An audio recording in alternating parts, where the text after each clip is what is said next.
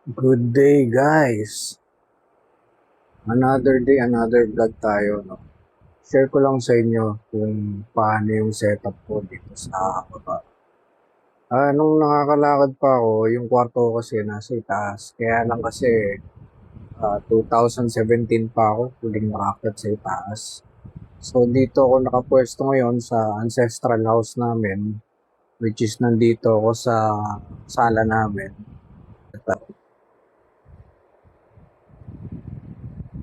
Yung sala namin, then dito yung paakyat papunta sa kwarto ko dati.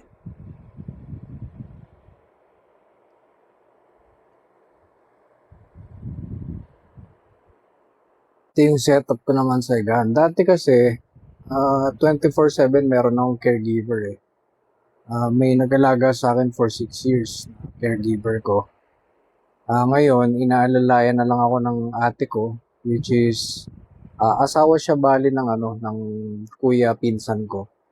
Inaalalayan niya ako everyday, so 2 to 3 hours siya sa akin. Inaalalayan niya ako sa aking ligo, sa aking tapos nire-ready niyo yung mga food na kakainin ko for the whole day and water.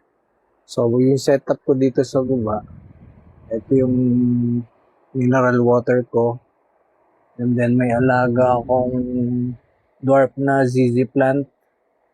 Tapos dito yung mga ibang things ko. Tapos yan, may ref ako sa likod. Bili ng daddy ko. Nandiyan ang medicine box ko.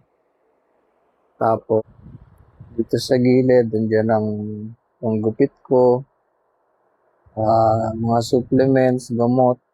Ayan, sakto, nagtitake ako ng gamot ngayon kasi tinatrangkaso ko eh. Second day ng trangkaso ko.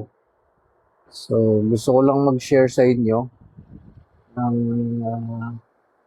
setup ko dito sa higaan ko. And ito, yung ibang things ko, yung meron ako dyan pabango, lotion, para sa lamok. Tapos, ito, Sudocrem, para to sa, sa bed sore. Ginagamit ko. Everyday, nagpapahid ako niyan pagkatapos ko maligo. May alcohol, mouthwash, may maliit akong dumbbells dyan. And may mini fan din. Tapos naglagay ako ng resistance belt para pagka nag-exercise ako pang arms, pang bicep, tricep. So, ito naman pang arms din. Tapos ito yung fan ko, yung wheelchair ko. Tapos ito lagayin ko ng mga pagkain, ng mga utensils, kutsara, tinidor. Ayan, pagkain ko. Dito yung mga ulam. Nainitan ako ng tubig.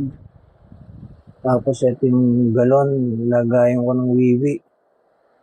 Para hindi ako napupunuan. So, yan. So, yun lang.